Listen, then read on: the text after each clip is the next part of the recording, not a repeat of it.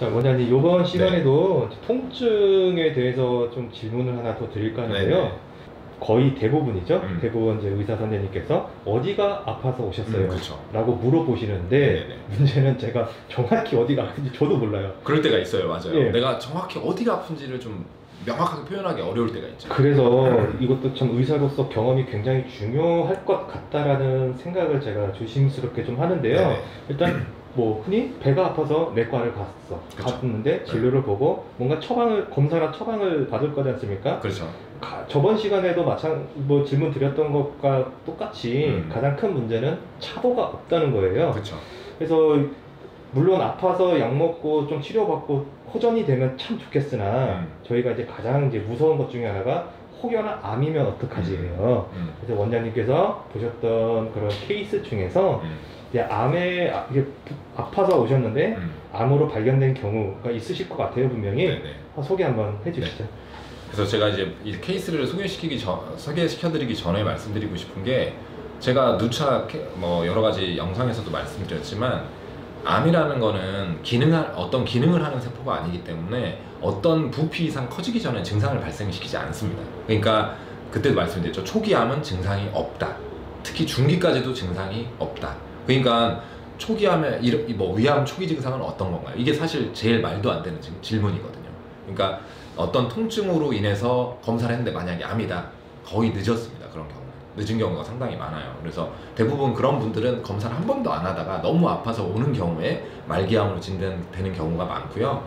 사실 막 너무 맨날 검사를 하는데 매번 건강 염려증이 약간 있으셔가지고 매번 막 암 아닌가 이렇게 걱정하시는데, 그런 분들은 오히려 암이 거의 없어요. 왜냐면 암이라는 거는 굉장히 진행된 상태에서 통증이 일어나기 때문에 자주 검사하는 사람들이 뒤늦게 막 말기암 때문에 아파서 발견된다, 그런 경우는 거의 없습니다. 그래서 자기가 좀 정기적으로 검진하시는 분들 중에 통증이 생기면 암 걱정 많이는 안 하셔도 될 것 같고요. 대부분 이제 평생을 검사 안 하다가 너무 아파서 오신 분들 뭐 무슨 치료를 해도 안 된다, 사실 그런 경우가 종종 말기암이 진단되는 경우가 있고, 사실 이분이 그러셨어요. 그래서 이분은 처음에 오셨을 때 배가 아프다고 오셨어요. 그러니까 당연히 저는 그냥 뭐 장 쪽이 문제가 있었나, 뭐 췌장이라든가 이런 것들, 간 쪽이 문제가 없었나, 왜냐면 위치가 배꼽 위쪽 오른쪽이라고 하셨기 때문에 저는 이쪽을 이제 위주로 검사를 했죠. 그래서 일단 통증이 뭐 한 달 이상 지속이 되셨고, 약을 뭐 진통제나 이런 걸 먹어도 전혀 효과가 없다고 해서 바로 CT 촬영을 했습니다. CT 촬영을 했는데, 우리 이제 의사도 사람이다 보니까 뭐에 하나 꽂히면 그걸 보게 돼요. 여기 보시면은 이게 간인데 이만큼 물혹이 있는 거예요.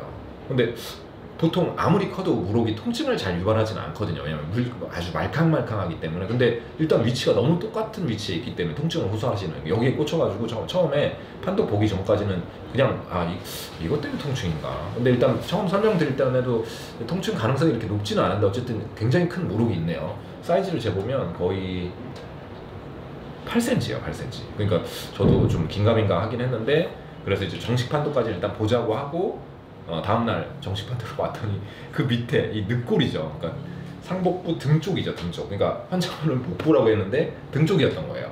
등 쪽으로 이렇게 여기 크기도 상당히 크죠. 거의 이만큼. 8cm, 역시 여기도 8cm짜리 늑골 부위에 뭔가 종양이 자라 있는 거죠. 늑골은 갑자기 생뚱맞게 종양이 생기지는 않고 뭔가 전이가 된 거죠. 그러니까 다른 암이 생겨서 전이가 생긴 건데, CT를 쭉 봐도 다른데 뭐 췌장, 간, 쓸개, 콩팥 뭐 다 깨끗하시더라고. 그러니까 보면 전립선만 굉장히 비대해져 있어서 아마 전립선암이 생기면서, 전립선암이 이제 골전이를 잘 하거든요, 진행이 됐을 때.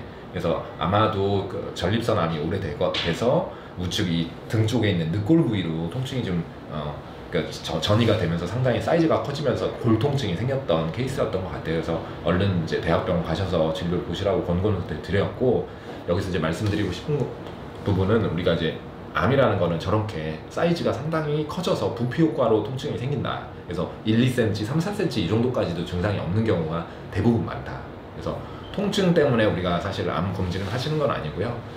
암은 랜덤하게 생기는 경우가 거의 70%이기 때문에 그냥 정기적인 검사를 하시는 게 제일 중요하겠습니다. 그리고 나이가 좀 드신 분들은 주관적으로 원래 몸이 그렇기도 하지만 이 내장 통증 같은 것들은 아주 명확하게 어디 부위가 아프다고 사실 말씀을 표현을 못 하시는 경우도 많고, 표현력이 떨어져서. 그리고 주관적으로 좀 아주 국소적인 통증을 디테일하게 집어내기가 어려워서 의사로서도 헷갈릴 때가 좀 많습니다. 그래서 좀 애매하고 이러면 검사를 해보는 수밖에 없는 것 같아요. 네, 이번 시간을 빌어서 하나만 더 질문을 드리고 싶은 게 있는데요. 네네. 물론 말씀하신 게 건강 염려증까지는 아니더라도 네네. 주기적인 건강 검진을 받는 게 암 예방의 최우선 지름길이라는 거는 이해는 됩니다. 네네. 되는데 그걸 이제 저희 같은 젊은 사람들은 이해가 돼요. 근데 이거를 저희 부모님한테 혹은 이제 장인 장모님한테 아유 건강 검진 좀 하셔야죠. 조기 검진을 하셔야 건강하게 오래 사십니다라고 이제 권장을 드리면 네. 돌아오는 대답은 뭐냐면 옛날에는 이런 거 없어도 잘 살았다. 다 나이 들으면 네. 아프고 늙어 죽는 거다라고 겁내하시면서 거부를 하시더라고요. 네네네. 근데 제가 생각해도 예전 시대와 지금은 사회적으로 그리고 저희가 이제 받아들이는 것 모든 환경 자체가 다르잖아요. 그렇죠. 당연히 같을 수는 없다라고 상식적으로 생각이 되는데 네네. 어떻게 하면 설득을 할 수 있을까요, 어르신들을? 어르신을 굳이 이렇게 설득할 필요는 없을 것 같은데 일단 만약에 좀 그 참고적으로 말씀을 드리자면 뭐 이 가장 중요한 키포인트는 그거예요. 예전에는 사실 여명이 그렇게 길지 않았어. 우리 기대 수명이 뭐 사실 30-40년 전만 해도 60대, 70대, 70대를 잘 넘지 않았거든요. 근데 지금 기대명이 벌써 거의 100살에 도래했기 때문에 30년을 더 살아야 되는데 장애가 남는 질환을 그냥 치료 없이 지내고 계시거나 암도 뭐 진행이 나이가 들수록 천천히 되긴 하지만 굉장히 그 진행 과정에서 고통스럽거든요. 근데 현대의학이 굉장히 발달하면서 초기에 암을 발견하면 완치 기회가 더 되게 많아요. 예를 들어 뭐 위대장 같은 경우 사실 정기적으로 하시기만 해도 사실 그걸로 돌아가실 일은 거의 없거든요. 조기에 내시경으로 도려낼 수 있고 대장 같은 경우는 암 가기 전에 용종 단계를 거치기 때문에 그거 도려내면 되고 매번 제일 쉬운 게 사실 위대장암 예방이거든요. 그리고 그런 경우는 미리미리 검사를 통해서 절제를 하신다던가 이러면 사실 뭐 고통 없이 지내실 수가 있고 그 외에 뭐 관절이 닳아서 척추가 무너져서 이런 것들 때문에 고통스러운 건 사실 뭐 운동밖에 답이 없으니까 그런 걸 차치하더라도 우리가 제일 많이 돌아가시는 게 혈관 질환, 암 질환이 사실 1, 2위잖아요. 그러니까 이런 것들을 좀 조기부터 관리를 하시기 시작하면 우리 모두가 꿈꾸는 게 그죠? 주무시다 돌아가시는 거. 사실 그렇게 특별한 고통 없이 돌아가시는 것들 이게 삶의 질도 되게 중요하잖아요. 돌아가시는 질도, 사망 질도 중요하니까. 그래서 그런 것들을 고통스럽지 않게 돌아가시려면 혈관 질환을 잘 예방하셔야 되는데 그러려면 이제 피검사에서 뭐 고지혈증, 당뇨 이런 것들이 증상이 안 일어나기 때문에 미리 스크린을 해서 수치가 계속 높게 나오면 약을 쓰면서 운동 관리나 경고 메시지를 자꾸 받고 내 생활 패턴을 변경하고 이런 걸 하기 위해서 우리가 검사를 하는 거지 꼭 암만 검사하는 건 아니거든요. 그래서 암도 조기에 발견하면 떼서 미리미리 예방이 가능하시고 그런 성인병 계통, 혈관 질환을 일으키는 당뇨, 고혈압, 고지혈증 같은 것들을 미리 사전에 증상이 생기기 전에 발견을 해서 치료를 유지를 하고 운동을 하신다면 뭐 아주 심각한 합병증으로 마비라든가 이런 왜냐면 바로 안 돌아가시면 또 그게 그냥 마비로 후유증으로 사신단 말이에요. 그러니까 그런 것들을 예방하는 차원에서도 여러 가지 이제 그런 정기적인 검사가 필요하시겠고 이제 삶의 질이 굉장히 높아졌고 경제 수준 우리 이제 선진국이에요 우리나라. 그런 분들 우리 옛날엔 자동차도 뭐 수리 잘 안 하고 검사도 안 했지만 생활의 질이 높아지고 하면서 다들 자동차들 정기 검진 다 하시잖아요. 그런 거랑 똑같이 우리 몸도 정기적으로 굉장히 오래 써야 되기 때문에 이제 100년 이상 쓰셔야 되기 때문에 정기적으로 체크를 받으셔서 그런 것들 관리하면 훨씬 건강하게 오래 쓰실 수 있다. 그거 말씀드리면 좀 그래도 조금 설득되지 않으실까? 네. 생각합니다. 방금 말씀 주신 자동차 정기 검진 딱 네. 와닿네요. 네.